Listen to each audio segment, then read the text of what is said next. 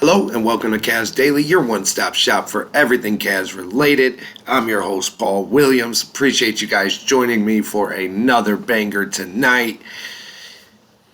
Tough night. If you just, like me, got done watching this Cavs versus Miami Heat game, you may be able to understand why you might hear some frustration tonight. I'm going to try my best to get through this episode, but I'm not going to lie. I'm in my feelings, and yeah, it's going to be a tough one, but we're going to get through it together.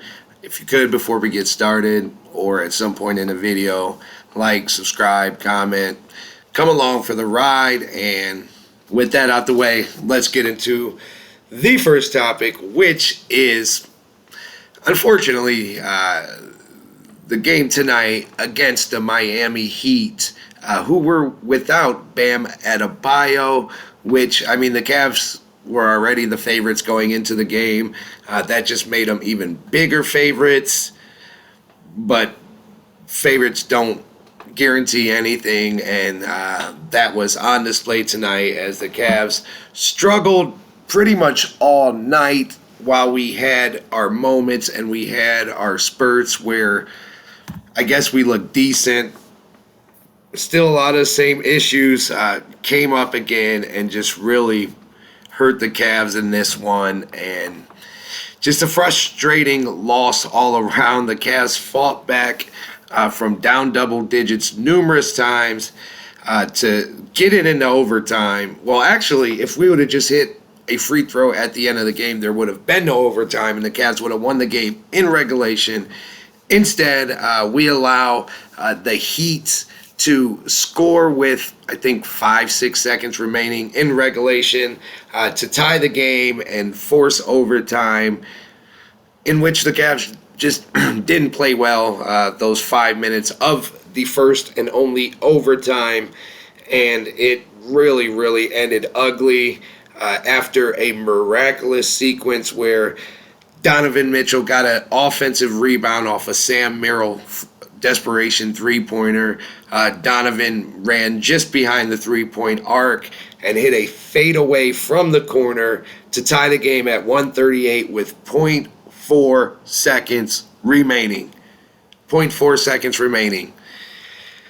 And out of the timeout, I think anyone that's played basketball or has watched basketball for more than a few weeks understands in that situation the Heat can do nothing but a tip shot. They can't really catch and get a clean look off. And even if they could, I mean, let them catch and shoot a three rushed in that situation. I'll take that every time. The one thing you cannot... Oh my gosh. The one thing that cannot happen in that situation, you do not let them get even a semblance of a chance to get a tip in at the buzzer, because realistically, that's the only way you're going to lose that game in that moment. I cannot for the life of me understand why the Cavs didn't have the paint packed. They didn't have anyone in the paint.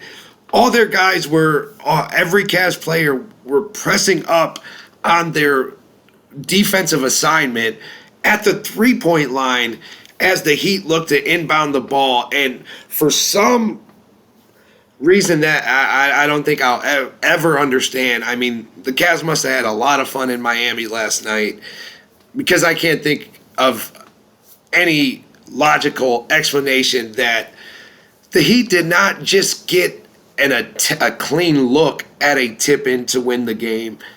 There was no Cav within 8 feet of the basket when Andrew Wiggins caught an alley-oop and dunked it in what was probably his easiest dunk in his career, most likely. I just, it's baffling that we were that unaware. I don't care what was said during the timeout, what the play was defensively.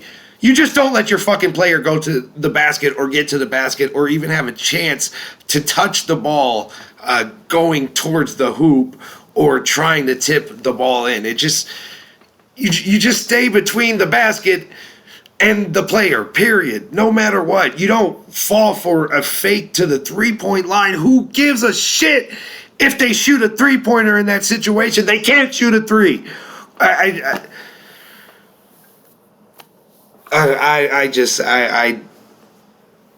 I'm at a loss, man. I mean, stuff happens.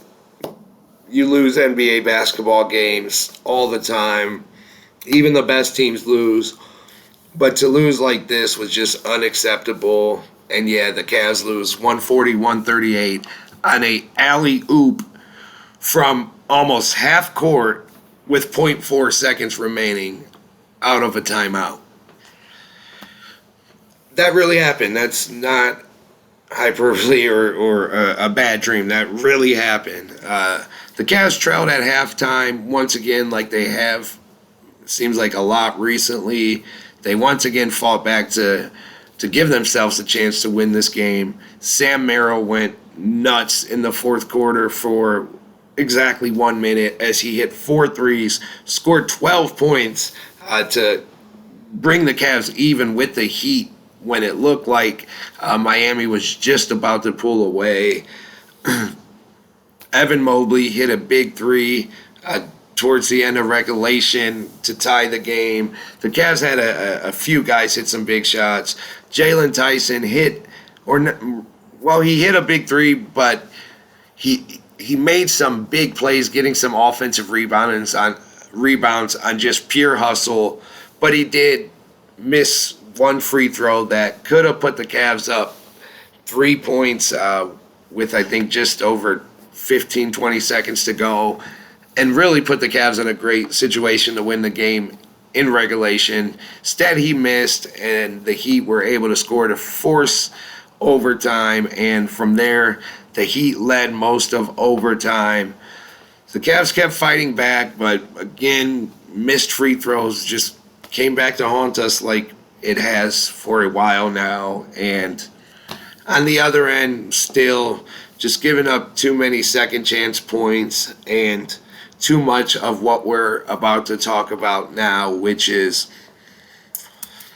I know we've brought it up on pretty much every single episode thus far on Cavs Daily, talking about the rebounding issues and the fouling issues of the Cleveland Cavaliers. And I know it gets repetitive, and it's not fun for me to talk about either. Like, I don't want to sit here and talk about those same two things all of the time, but when it's such a persistent problem, I mean, if we're going to be realistic and analyze the games, we got to talk about what's happening. And once again, the Cavs just couldn't play disciplined defense. They kept fouling. There's no excuses. They weren't on a back-to-back where they had tired legs and were kind of just belling the other team out, playing lazy defense. I mean, the Cavs they weren't executing defensively, and they haven't been. The fundamentals of their defense is the problem right now. They're not getting to their spots. They're not communicating well. They're not playing good help defense. They're not staying disciplined and just getting their hands up without fouling. And it's resulting in every team we play having such a big free throw shot discrepancy. It's hard to overcome that. It got a little closer late in the game and in overtime. But overall, the Heat shot 41 free throws to just 27 for the Cavaliers. The Cavs made just 19 of their 27, while the Heat made 36 of their 41, shooting 88% to the Cavs 70%. That's just not going to win basketball games, and it's not just a one-off thing or something that's happened a couple times, but no big deal. It's becoming a very consistent issue, and it's losing games for us. And even some of the games we've been able to salvage and win, it's putting us in situations where we're having to fight tooth and nail in close fourth quarter games when they could easily be blowouts where our starters are resting in the fourth quarter. But we're keeping teams in it with just parades to the free throw line, and it is very frustrating to watch. And at some point, the Cavs are just going to have to clean it up. I don't know if it's coaching. I don't know if it's conditioning, but I feel like it's a culmination of all those things. And like I said, getting back to just fundamentally playing proper defense, the Cavs are going to have to really go back to the drawing board and work on all of that, because this is not winning basketball. Winning teams do not shoot 20 to 30% less free throws than their opponents night after night, or get out rebounded pretty much every night. And a great game rebounding wise is basically being even with your opponent for that game. That's not going to work, and we have to clean it up. It's not just one guy out there doing these things. There's numerous culprits, and it's, like I said, happening on such a consistent basis. It's starting to become somewhat alarming and something we're going to have to get together. We can't just keep saying it's early, we'll fix it. We have to fix it, and we need to fix it now. More bad news from just a horrendous overall night in Miami for the Cleveland Cavaliers. Darius Garland exited the game in the second half with what looked like a re-aggravation of his toe injury. Seemed like he came up kind of lame on that bad foot of his. Well, the foot that I guess isn't bad anymore, that he had surgery on, and he just clearly tweaked something, and hopefully it was more out of an abundance of caution. But as soon as it happened, he immediately left the game and was in the locker room rather quickly and did not return. There hasn't been an official word on what's going on with him or an update just yet. I'm doing this right after the game ended. Well, after screaming a little bit and blowing off a little steam. But yeah, Darius Garland leaves with a toe injury. Looks like a re-aggravation of the toe he had surgery on. So we just have to wait and hope that it's nothing too serious.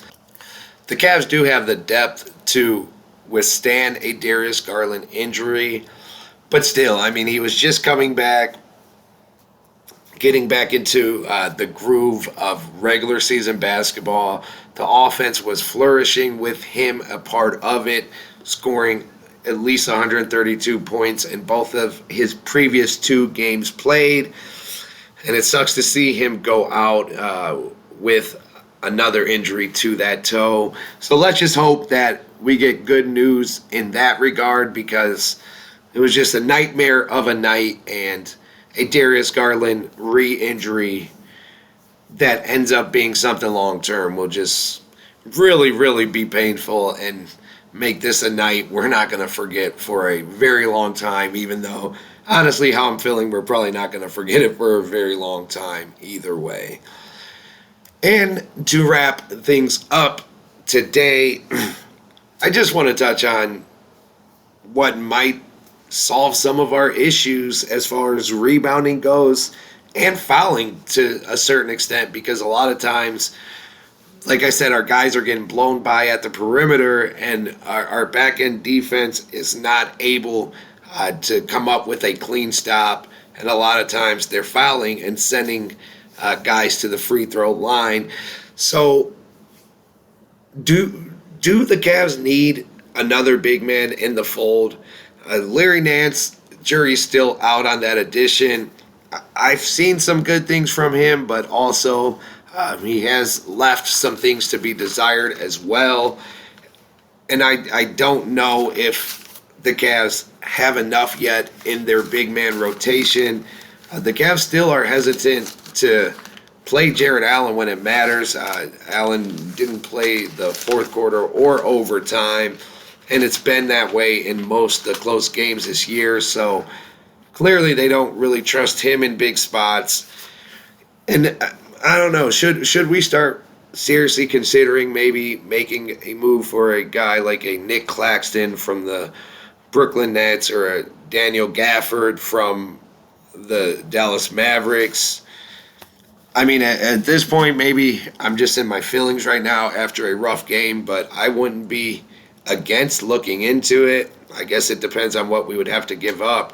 I know contract wise, we would have to give up some rotation pieces to make it work. So I guess it's a tricky thing to make happen with the names that I did just rattle off.